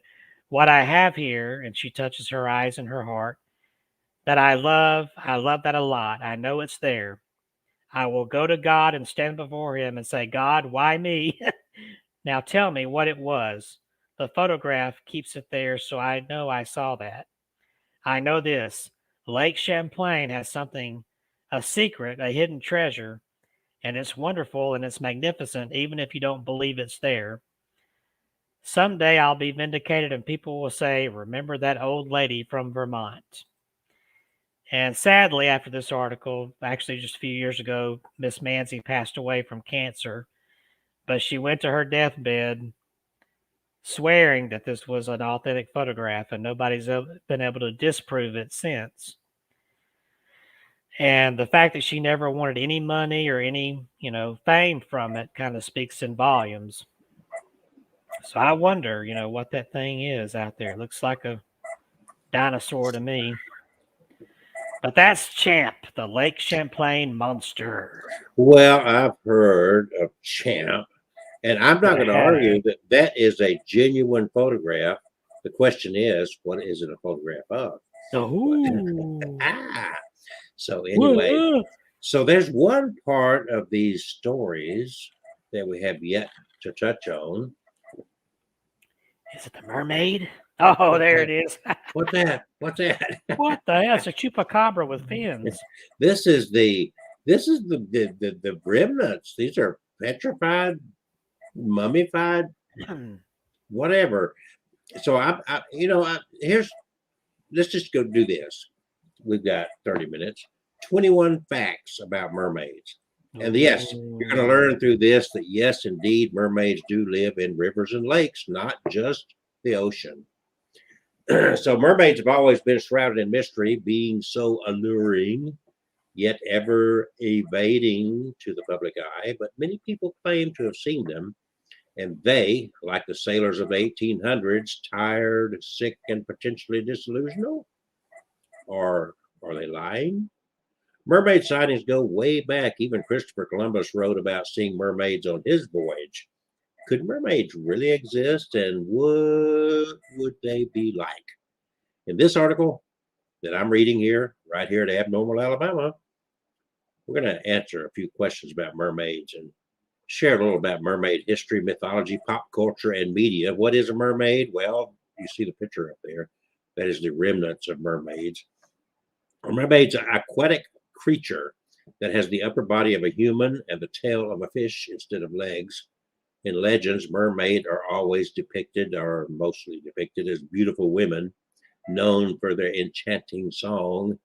They will draw you in with their beautiful faces and that mystical, enchanting song they sing like sirens in the midst of the mist. So are they real? We can only speculate the answer to this question because mermaids are considered mythical creatures, but there is still the question of where the myth of mermaids came from. Perhaps there's some truth to the legend. It's believed that the sailors of olden days who wrote about seeing mermaids were actually delirious from months at sea and mistook manatees for mermaids. Well, manatee tails are, they do resemble that of a tail of a mermaid. And when you've gone so long without seeing a woman, well, anyway, it's amazing what starts looking good to you, right? Okay. That may or may not be the case, but mermaids may seem like something out of the imagination, but the majority of the ocean has been unexplored, so we can't rule out their existence. Even, and I'll bring this up to date, there was a case recently, I believe, of an Auburn student that had been missing for a few decades. And they just recently found his remains and the car that he drove up into a lake recently. So even you could say a lot of our riverways and lakes are also not totally explored. If you can have a sunken car go that long without being found. There's a scientific theory that life originated in the sea. In my studies of theology, we call it the organic soup. And everything evolved from there eventually to the point of creatures leaving the sea. So what if mermaids are that missing link? Perhaps they're our evolutionary ancestors. Well, science doesn't confirm this, but it's something to ponder. Science hasn't come up with all the answers yet. It's a great mystery. So do we just want to discount all those tales of mermaid sightings as merely lies or delusions? So the next question is where do they live? I want to see a mermaid. Would you like to see a mermaid? You got to find where they live. So it's a no-brainer. Mermaids live in the sea and inhabit marine areas all over the world, according to legend. There's also stories of mermaids living in lakes and rivers, since we are speaking of monsters in the lakes today. Mermaids are also common as spiritual beings or deities even. These mermaids are more metaphysical and cannot be seen, but can be prayed to and communicated with. Where's your Ouija board? Where's your Ouija board, Kevin? Talk to a mermaid. Mermaids may get your rod pod skull thing. Mermaids may also live in Atlantis. The lost city of Atlantis is a fictional island that sunk and is now submerged. In some stories and movies, mermaids live there. And who knows? Maybe the city of Atlantis is not a fictional island after all. So, what are the recorded mermaid sightings? Well, mermaid sightings have been reported by many sailors and pirates throughout history. The theory is they actually were mistaking a manatee for a mermaid, but really, who knows? Here's a few historical accounts of mermaid sightings. We already mentioned Christopher Columbus. He was the first documented account of seeing a mermaid. He wrote that the mermaid was not as beautiful as legend, but it had a masculine face. But then again, Christopher Columbus may have been gay. Who knows? It is believed that it was really a dugong that he saw. Then we have the story of John Smith from Jamestown. He sighted a mermaid. He said she was graceful and by no means unattractive. But it's debatable whether it is historically accurate or just the story of a writer. Then there's Edward Teach. Edward Teach was an English pirate who sailed around the West Indies. He was famously known as Blackbeard. Everybody's heard of Blackbeard, right? He was a huge man and one of the most dangerous pirates around. In a logbook, it's recorded that Blackbeard made it in order to steer clear of a certain area that he believed was inhabited by merfolk. Okay. So what about these mermaid hoaxes? We still got the picture up there, Kevin? Am I by myself? No, there we go. I had muted myself to cough. Yeah, it's still up there. You see it there. Okay.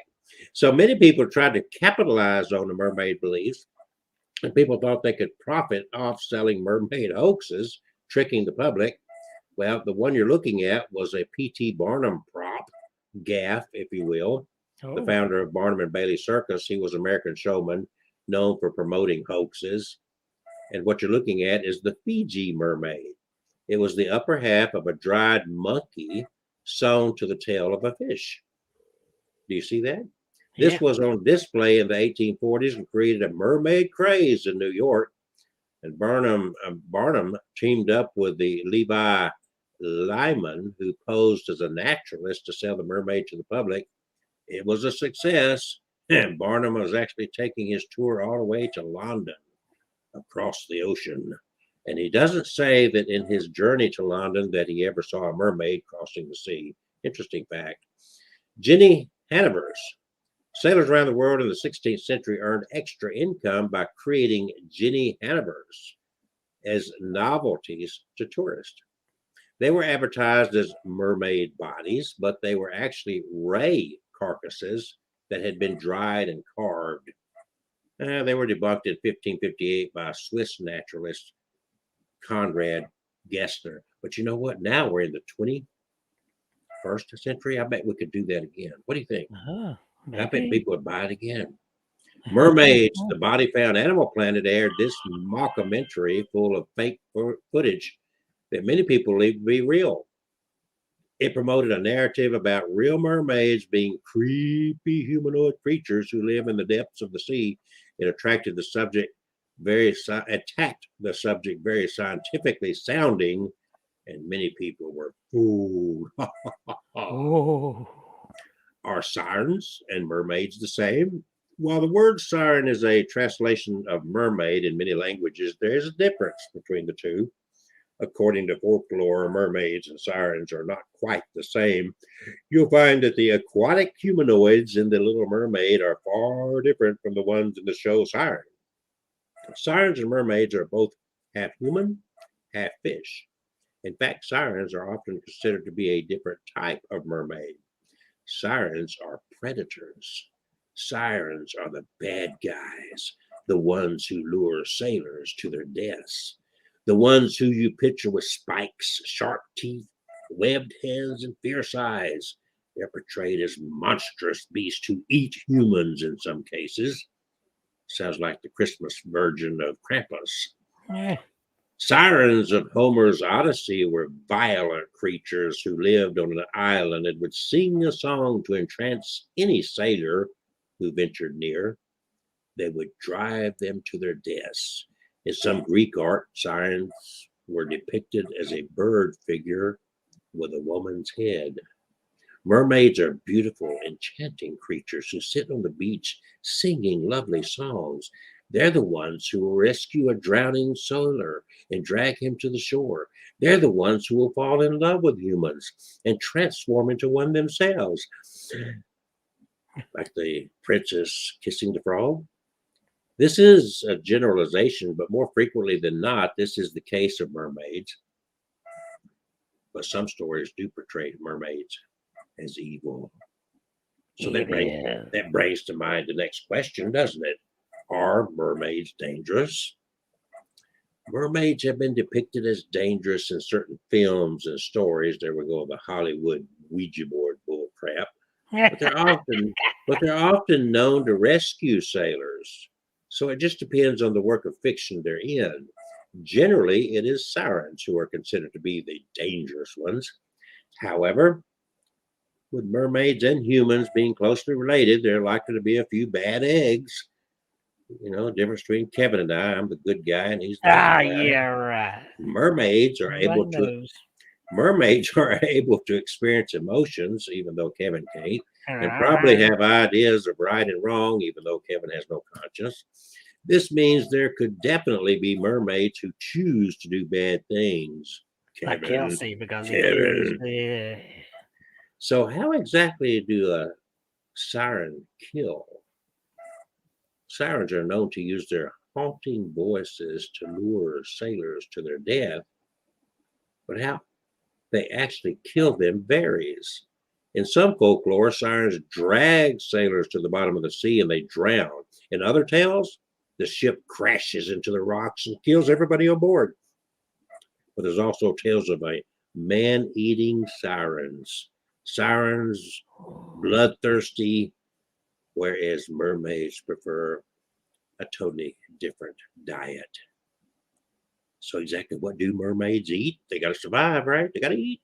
It depends on the mermaid. Most people would simply say, of course, mermaids love seafood. They live in the sea. They live in the water. Fish, clams, crabs.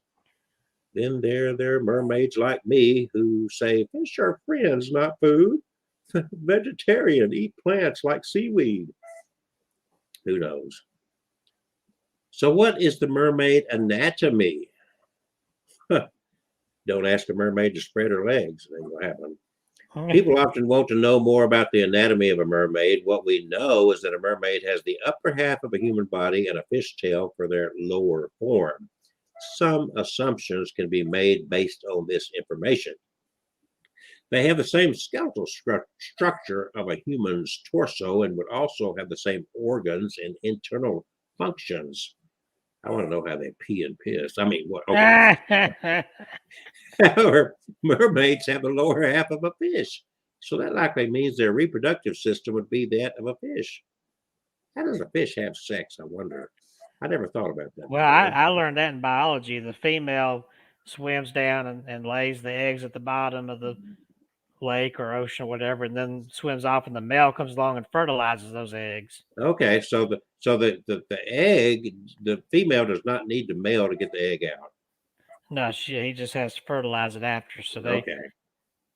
So it's sex without touching. Yeah, that's what you call safe sex. Okay. How do mermaids reproduce? Having the lower anatomy of a fish, it is likely that mermaids reproduce the same way a fish does. Bingo. Fish and therefore mermaids do not have external parts. They have no genitalia, I guess is what that's saying.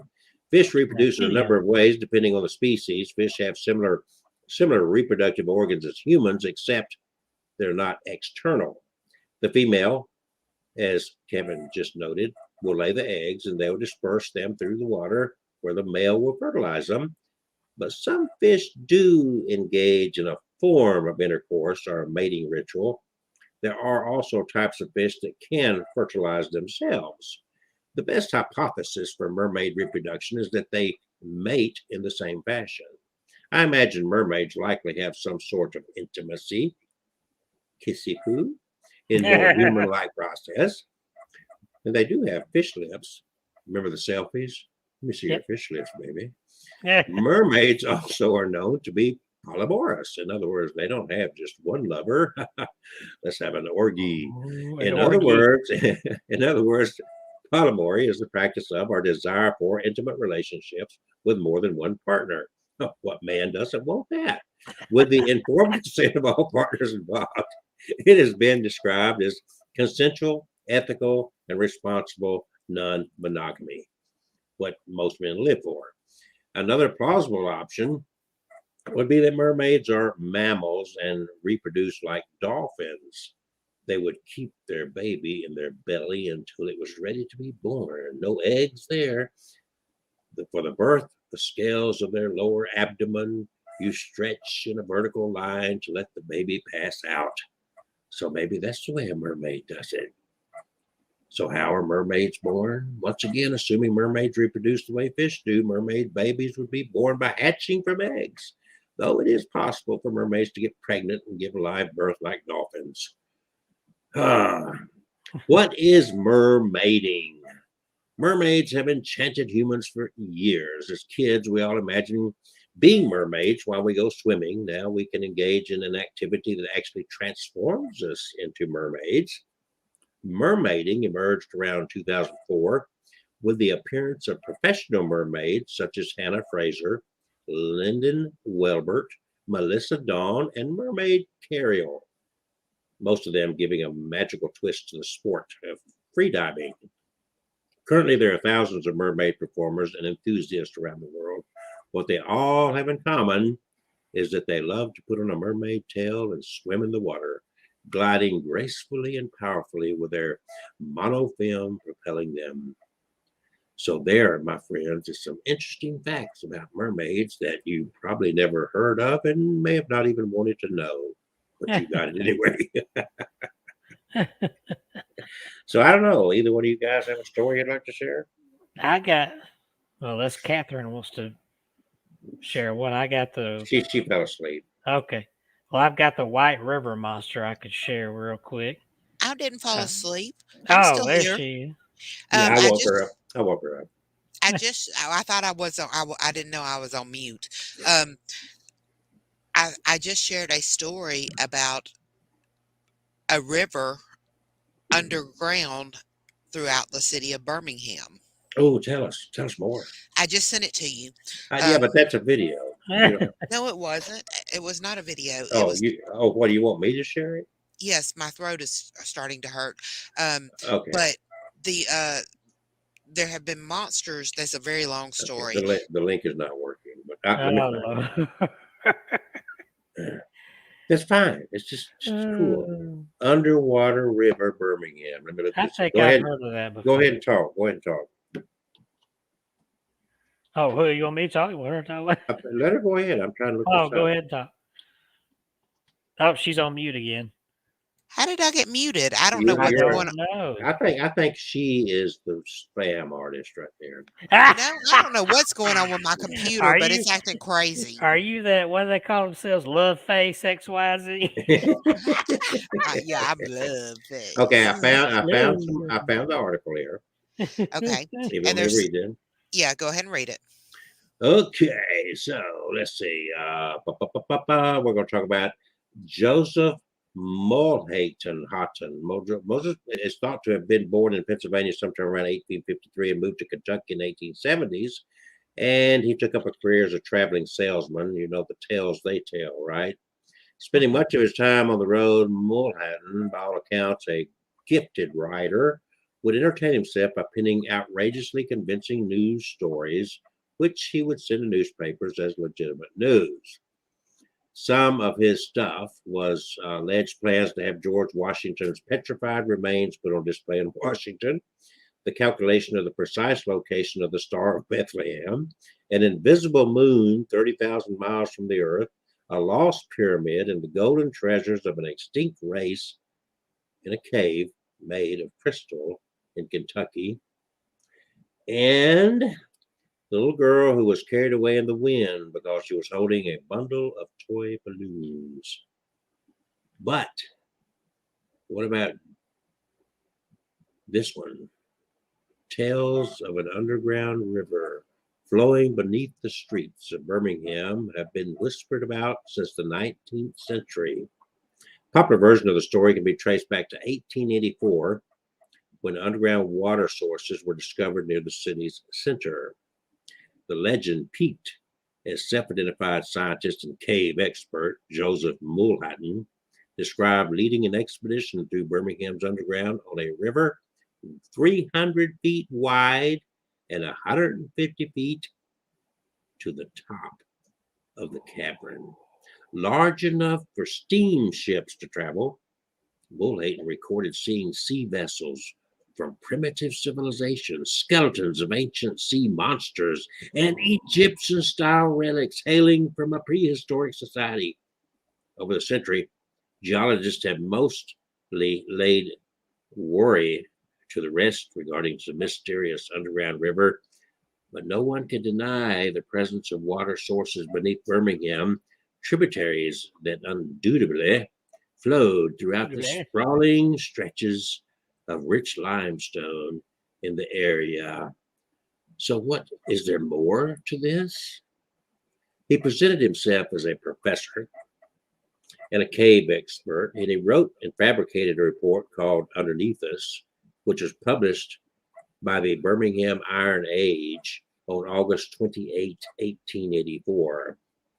And he claimed the story that I just shared, and it led local citizens, or he led local citizens to explore the underground river. He describes this subterranean wonder, spending an entire Saturday with a crew of men exploring this, well, 300-foot wide, 150 feet tall, 15-mile tunnel, 40 to 70 feet deep river, suitable for, again, steamship travel. He described his discovery as undoubtedly the most remarkable discovery ever made on the American continent. And he added that the river was greater in volume than the mighty Mississippi and that the tunnel is undoubtedly due to the grinding and eating of immersed icebergs during the glacial period. Boy, back in 1884, it was a convincing tale. They even have a reproduction of the article here where I am, but it gets better. Ooh. It gets better because he talks about the prehistoric people that he found down there. Numerous articles of bronze, also statuary, numerous Masonic emblems and mummies with sandals on their feet, all in a perfect state of preservation. He also claimed to have found the ancient remains of an extinct sea monster called Ichthyosaurus, which was undoubtedly used by these prehistoric races to drag their ships from what is now Birmingham all the way to the Gulf of Mexico. His story describes how the hulls of ancient boats were spotted throughout the tunnel and how numerous eyeless fish and eyeless sea monsters of the shark species were seen. Wow. According to the Jefferson County Historical Association, an office near Fifth Avenue North and 22nd Street advertised Mystic Underground River excursions during the 1800s and 1890s.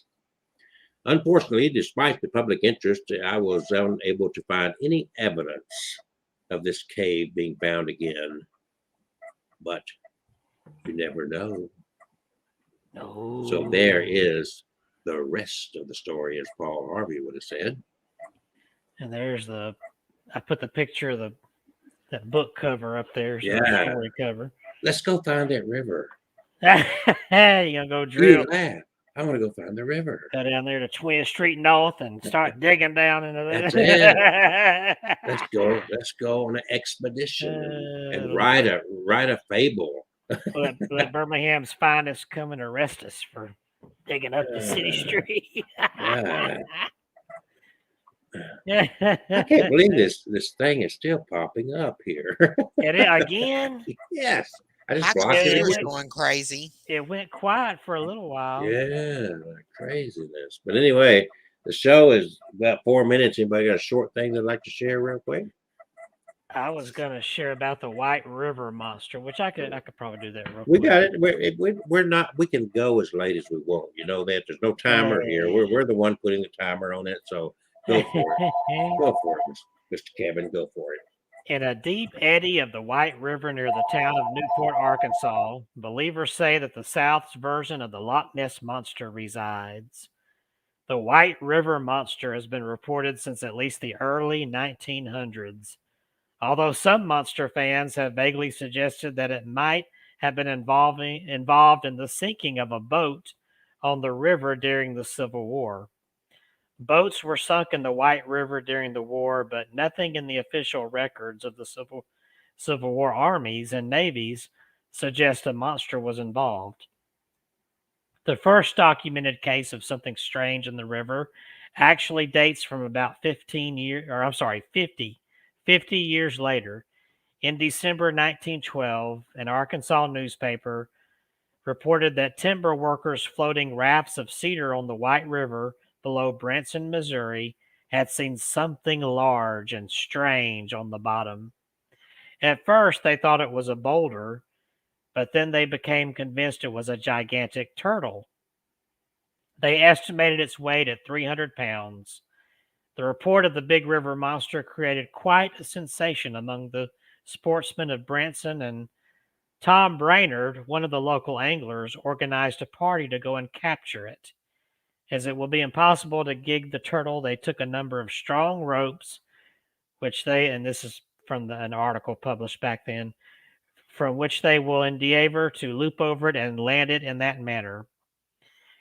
Well, the results of the expedition down the river from Branson are not known, but 12 years later, the monster of White River showed up further downstream in Arkansas. According to some accounts, a Little Rock woman described seeing it surface with a blowing noise. She described it as gray with some kind of strange hide. The real explosion of publicity about the White River Monster, however, came in 1937.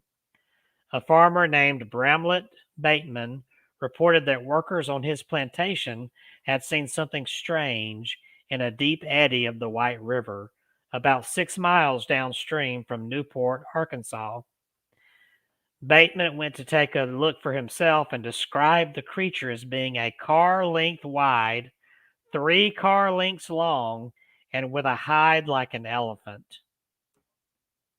It is worth noting that Bateman's description was very similar to the one reported around the world 4 years earlier during the first major blast of coverage of Scotland's Loch Ness Monster. It should also be noted that Newport and much of the White River Valley had been devastated by one of the worst floods in Arkansas history earlier in 1937. While some have suggested this might have caused the monster to become trapped in the eddy below Newport, it must also be mentioned that the conditions were also ripe for a publicity stunt that would bring visitors and desperately needed cash to the area. One thing is certain, the nation's newspaper editors were looking for an exotic story to splash across their pages, and the White River Monster fit the bill. The story spread across the United States, and by July 13, 1937, even the Trenton in New Jersey carried the story of a state bridge toll collector's effort to snag the beast. All right, let me get down through here and get to. I got several things here. Over the years that followed, sightings of the monster were reported now and then, but failed to generate the publicity of the 1937 episode. The most widely reported of these began in 1971, when Newport resident David Jinks reported seeing a large creature in the river that he described as being gray and long with a pointy. I lost my place when I heard that noise. Gray and long with a pointy bone protruding from its head. He thought it weighed around 1,000 pounds. 2 days later, on June 28th, a man named Cloyce Warren produced a photograph of the monster. Extremely fuzzy, it appears to show some kind of a hump floating in the river. The search was on once again. The next major development came on July 5th, 1971, when the county sheriff reported finding strange footprints on Towhead Island, just north of Bateman Eddy. He said they were 14 inches long and 8 inches wide, with 3 long toes or claws and a spur of some kind projecting from the heel. Other sightings continued through the summer, including one by a fisherman and his grandson, who said something large had come up under the boat. Curiously, once again, the sightings took place following heavy floods along the White River. In 1973, the Arkansas legislature approved a resolution designating a stretch of the White River from Newport to Possum Grape as the White River Monster Refuge. It is unlawful to kill or otherwise harm the monster within the limits of the refuge.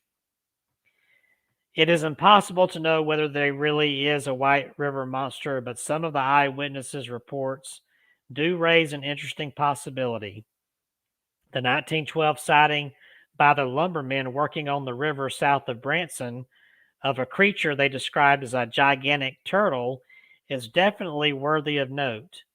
So, too, is the 1971 report by David Jinks of a creature with a pointy bone projecting from its head, as well as other eyewitness reports that describe the monster as a large hump with its head hidden under water, or as having a jagged spine. These various accounts, when viewed together, suggest that the monster could be a giant alligator snapping turtle. These giant turtles are some of the largest in the world, and they are found in the rivers of Arkansas and other southern states. Not only do they have pointed heads, they also have 3 spiny edges down their backs. They also can appear grayish in color at times. Could one grow big enough to be the White River monster? The largest one ever caught was 403 pounds, caught in the Neosho River of Kansas in 1937. It is thought that normal adults can reach weights of 300 pounds in ages of 150 years. The creature seen in the river below Branson was estimated to weigh 300 pounds, while low-end estimates of the weight of the White River monster are given as around 600 pounds. While it is a possibility, the real answer still remains out there, waiting to be unveiled. The best place to take a look at the White River Monster Preserve is at Jacksonport State Park in Jacksonport, Arkansas. The park preserves the site of an important early river port, a historic courthouse, and one of the largest original paddle wheel steamboats in the South. So there you have it, the White River Monster of Arkansas. But look at that. Look, oh no, they're all ugly like Kelsey. Oh my god. So really, now we can add music to our stories. Yeah, I saw that last week. Yeah, I didn't pay attention to that before. While you were out, I noticed that, but I didn't play with it. Yeah, But it was it's too loud. I can't hear you. nobody's talking. Well, I can hear pretty good. You You could turn it down. It sounds perfect to me. I can still hear Kelsey going do. And I can hear Kevin. I don't know. Yeah. What are you using for your sound? Because I hear fine. Yeah. I can hear you, but it's like annoying. Well, That's so loud. just guess what? Guess what? Just be annoyed. Annoying We- and Kelsey. What? Let's be real. We're abnormal. We are annoying. Hmm. Get over it. That's why you come to us, because we're gonna annoy you. Okay, we don't say anyway. Whatever you do, it's like. I mean, maybe this. Oh, I like a quarter right there. Where'd that come from? I don't know. How about that right there? Ah! Yeah. Oh, I got one of those too. It's like, wait a minute. Can you do your finger I like can't that? Come here. Come here. Put that finger back on. There we go. Oh, Oh I god, broke that's silly. gotten silly. I think that's why we lost to Billy Bird, is because we quit acting as silly as we used to. Well, It I is still Billy play my Bird. flute. No more twerking. Twerk at us. Ladies and gentlemen, it's 9 minutes past the big hour 9, Yes. and we're now into nines. And thank you all for joining us, whoever you are, wherever you may be. Remember, it's always the darkest right before it goes pitch black. Yeah. Pitch black. I'm pitch black. She's pitch black over there. Yeah, you can add your stuff back in there at some point, but it's all good. And we shall see y'all next Tuesday night, and who knows what we're going to discuss. We always find something. But we are going to plan our adventure to downtown Birmingham, 16th and 22nd. We're going to go down and we're going to find this river. Okay. We're going to find these artifacts. We're going to find those mummies buried in this big, huge, bigger than the Mississippi. And we can take that river all the way to the Gulf Coast. Right? Right. Bingo.